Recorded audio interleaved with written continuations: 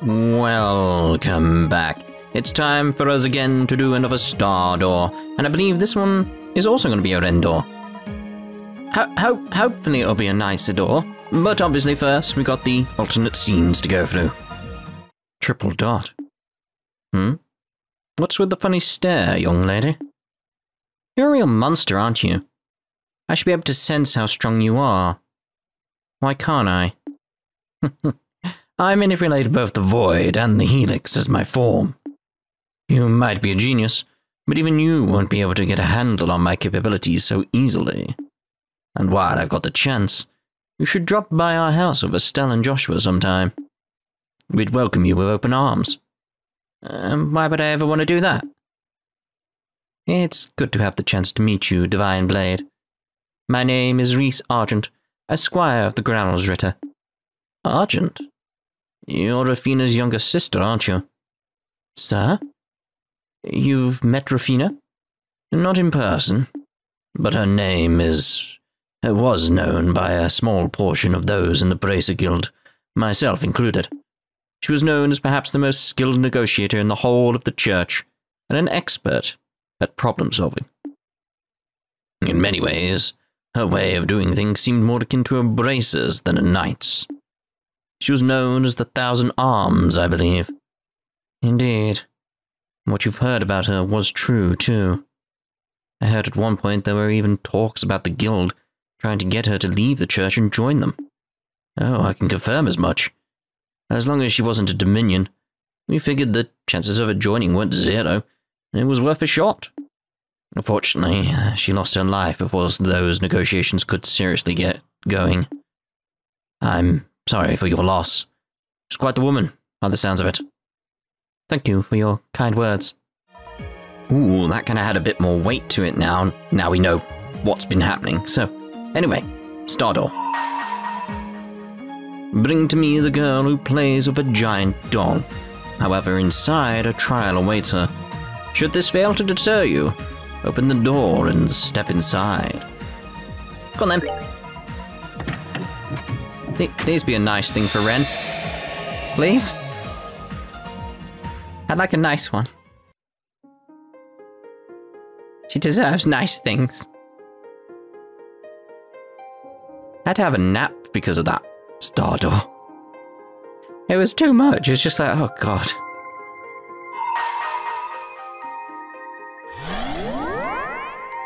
Overcome the trial before you. Then I shall grant you a memory fragment and my blessing. Alright, what can we do here? We got the little spider tanks, okay. Little spider tanks. I've not got information on you, which is an issue. Very much an issue. I mean, we know how you operate. For everything else. Obviously, I've equipped stuff, etc. Like, quite a few things here. So I'm thinking very much an Earth Guard. Beyond the cards here. It's like, I was just moving, I got my wheels on my spider legs. Ciao! I'm worried about that, but we've got the guard going on, so it's fine. We've got the crafts here. We've got the genesic barrier, but, you know. Clock up might be good for her. Shazam! Down. Alright. Thinking maybe try that. Because if you can work for me, that would be very, very nice. Resist.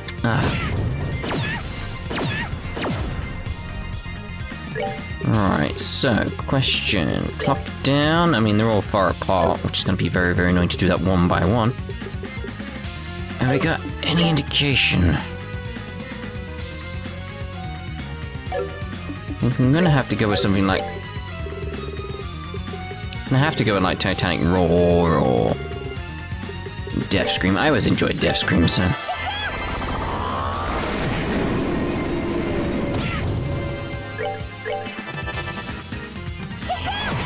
There we go. Lovely.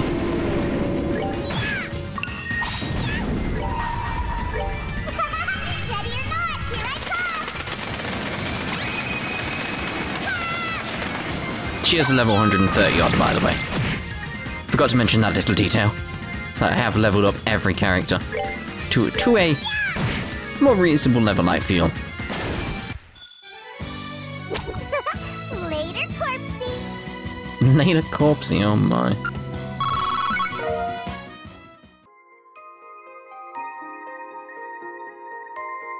You have overcome the trial. Thus, I shall grant you a memory fragment and my blessing.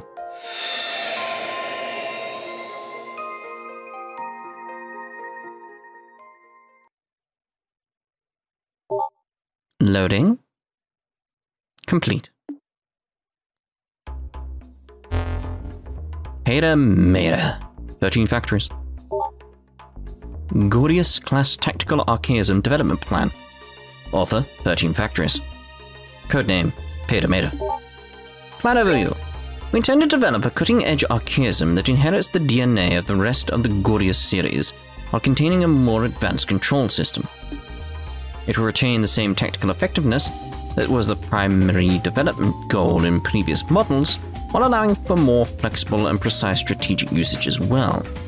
My question here is, do they understand DNA enough to make sort of like use it as an analogy? Because I assume they're not using actual DNA, but they understand DNA enough to use it as an analogy? Or is that a translation thing? There's no way to be sure in this game. You know how it is. Effective radius. The archaism is intended to be accessible across the whole continent. Powerful main and sub-engines should allow it to operate for several years without resupply. Cool. The use of the Mars Integrated Orbital Arithmetic Logic Unit will allow for advanced autonomous combat and effective identifying of targets. In addition, the archaism's control system will make use of the operator's nervous system, allowing for reflexive, instinctive movements in combat. I'm learning this stuff. It makes like the Divine Knights and stuff make more sense. That's the best way of putting it. The operator will communicate with the archaisms without being in physical contact with it. This will require a compatible candidate to be found and chosen. I'm just recalling a certain thing I think I said somewhere around the Nord Highlands in Cold Steel. I don't like mech stories. Oh dear. I do these days. Dimensions.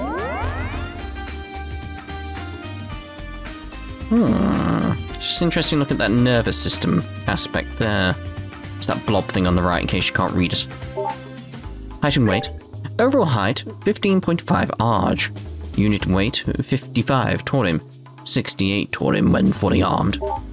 Armaments. The archaism's primary weapon will be its orbital energy cannons, but it will have other kinds of orbital weaponry and even several gunpowder powered, it feels weird to say that, gunpowder powered weapons as backup. It will also have a revival system, which will use an orbment to generate healing energy to heal or revive its operator in times of danger. The armor plating will be made using Cordillion alloy. Yep, alloy. That is the most fitting material to use because its name is hard to say, so people get confused and spend too much time discussing it, and then they're killed. Given that it is most capable, you have access to it in all regards. For data regarding strength, see files on Gospel Plan. Current progress. New engines. Development is proceeding smoothly in line with the plans drawn up by Professor Novartis. Heard his name before, haven't we? Tests have also confirmed that they are already capable of providing power to the actuators. However, the professor has raised concerns about the low responsiveness of the flight engine. This is especially true for the anti-gravity generator. He concluded that the engine as it stands cannot be put into actual use. The possibility of using boosters to provide additional propulsion is under consideration. Actuators. Development of the actuators has experienced significant difficulty, as it isn't possible to simply use the same ones as other archaisms. The increased size of the main weaponry means the archaism's weight during combat is significant, and as a result, problems have been occurring in durability tests, especially with the leg joints. Yeah, leg joints would be an issue, I get you. It may be possible to make improvements in this area by using precise control so the weight burden is spread evenly rather than focused on one point. Main armaments: the orbital engine cannons, energy cannons that will serve as its primary armaments, have been successfully tested. However, by order of Professor Novartis, the possibility of them becoming twin mounts is being analyzed, so they have yet to be equipped. The new orbital engines are expected to be able to provide enough energy to compensate for the necessary increase in output. Control system. Experiments regarding the control system are currently ongoing. For the results of the experiments that have been carried out so far, see a separate entry. Hello, hello. Tests of the control system continue to be performed. However, none of the test subjects have been able to realize the expected level of precision we are aiming for. The results of the main test conducted by Professor Novartis and his team can be viewed above. Test subject, Subject A1. Abnormality during Phase 2. Comatose. Ooh. Test subject, Subject B3. Abnormality during Phase 3. Cardiac arrest. Test subject C1. Abnormality during Phase 1. Insanity. Test subject, Subject D7. Abnormality during Phase 2. Comatose. Test subject, Subject E3. Abnormality during Phase 2. Cardiac arrest. Test subject, Subject F2. Abnormality during Phase 2. Comatose. This reminds me of Steins Gate, like, properly this time. It's just like, error mismatch. That human is dead. Abnormality during Phase 3. Comatose. Test subject, Subject H1. Abnormality during Phase 2. Comatose. Test subject, Subject 16. Abnormality during Phase 4. Mental breakdown. As can be seen, all of the test subjects failed to adapt to the control system. Nonetheless, the Society continues to supply test subjects, and we intend to keep performing further experiments. We've received word from the Society that development is to be temporarily frozen. Their reasoning is that the stability of the control system is in question. Oh, really? From now on, only test subjects carefully chosen by the Society will be taking part in connection tests. That's where Ren comes in at some point. Yeah, there we go. Test subject, Subject R3. Successfully completed all 4 testing phases. Note: the subject did... oh no. The subject did experience a small degree of flashbacks. Test subject, Subject R3. Succeeded at communicating with Pater Mater. It's the fact they called it Pater Mater first that I find interesting. Ascertaining the Society's intentions in regards to resuming development. Subject R3 has succeeded in operating Pater Mater. Ascertaining the Society's intentions in regards to resuming development.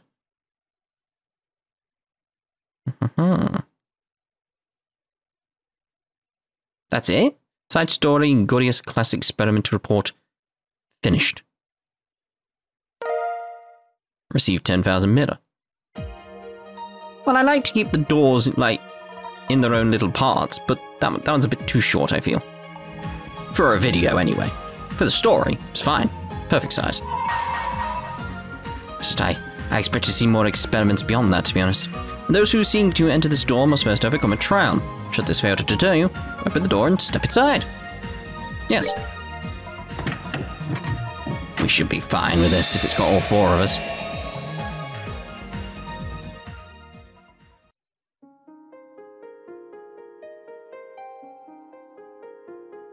A lovely little star chamber.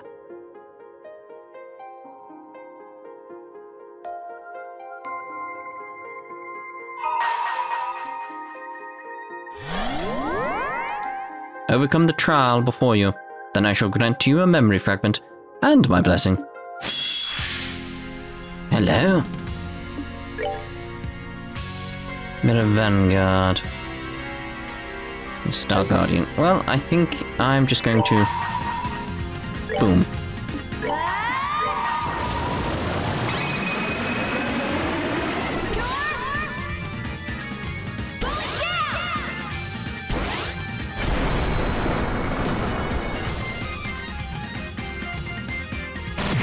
Oh, lovely.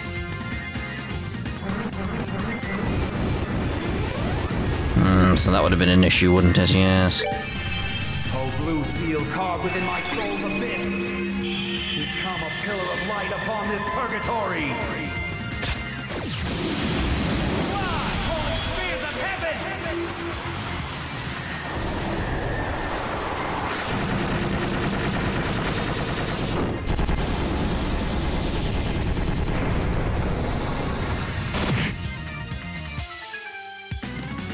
Now to kill the balloon. As clouds fall, sakura bloom. Fallen warriors gather in the evening gloom, and I present to you your doom.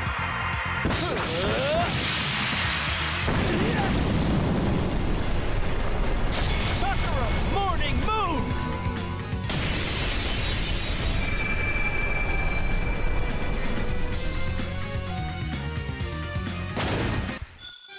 My. My.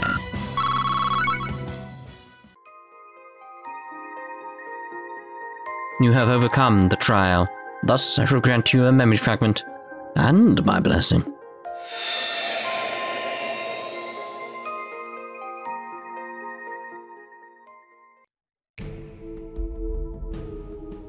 Oh, crap.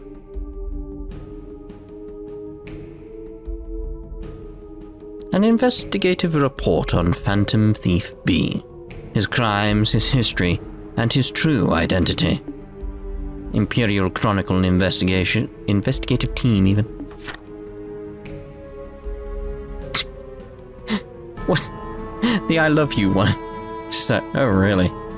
Oh really? I'm just looking around these pictures now being like,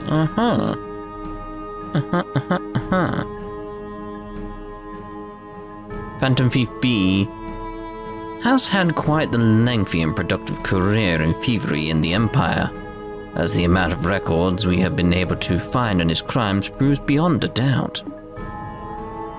From numerous paintings held in the Imperial Art Gallery, to a septium crystal held in the Empire's customs warehouse, to even a cutting-edge tank held in an Imperial Army research facility. Nothing is truly safe when he desires to steal it.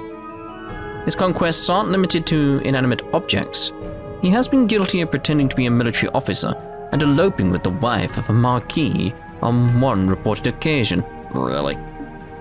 Yet, and this is perhaps the most baffling part, there is no concrete evidence to suggest he has profited from his exploits. Rather, the objects stolen usually end up in places so bizarre that owners are liable to faint upon hearing about them. In other cases, they are transformed into mirror, which is then rained down from the sky in areas largely inhabited by those less fortunate. It was more like a Robin Hood character. Hearing this, one might be led to think him a vigilante thief who takes from the rich and gives to the poor, but make no mistake. The truth is not so simple. Yeah, it's like it would start with that, but this... It's a Legendary Hero game, it's a Kiseki game, it's never that simple. The wife of the Marquis discussed earlier is a fine example of that. As of this writing, it has been a little over half a year since the elopement took place. Since then, she has remained unaccounted for. Ooh. Many of the items stolen by him may return to the public eye in some fashion, but not all. Between his eccentric techniques and bizarre behavior, regarding the objects he steals, it might appear as though his thefts are purely whims and nothing else. On studying the overall picture and reviewing the objects, and indeed people, in play, you begin to see that they all have one specific thing in common. Take the artworks stolen from the Imperial Art Gallery, for example. Each of them were works of pure genius, painted by a master of their craft. But they gained a reputation for being too complex for the target audience of such works, the nobility, and was shamefully stored away instead of placed on display. Similar could be said of the septium crystal. Known for its unparalleled beauty, after being seized by customs, it was sealed away in the warehouse and doomed never to be admired by human eyes again. The tank, again, is one more example. With its promising development cut short, rather than be put to good use, it was left collecting dust. And as an aside, the case of the Marquis's wife does contain some striking similarities. Despite marrying her, he devoted most of her attention to his concubines and barely spared a thought for her.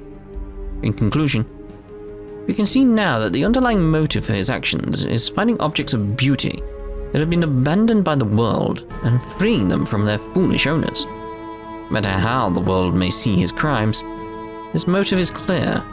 The truth of that is evident in the cards he leaves before committing his crimes. This is the so-called liberation of beauty mentioned upon each of them.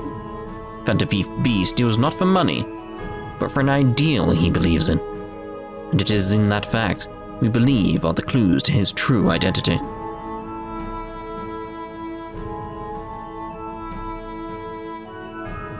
A number of valid theories have come about on the face behind our famed thief. Unfortunately, they are as lacking in conclusive proof as they are numerous, and so it is impossible to say whether any of them are actually correct. To complicate matters further, we now even have deranged individuals coming forward pretending to be him and allowing themselves to be captured by law enforcement.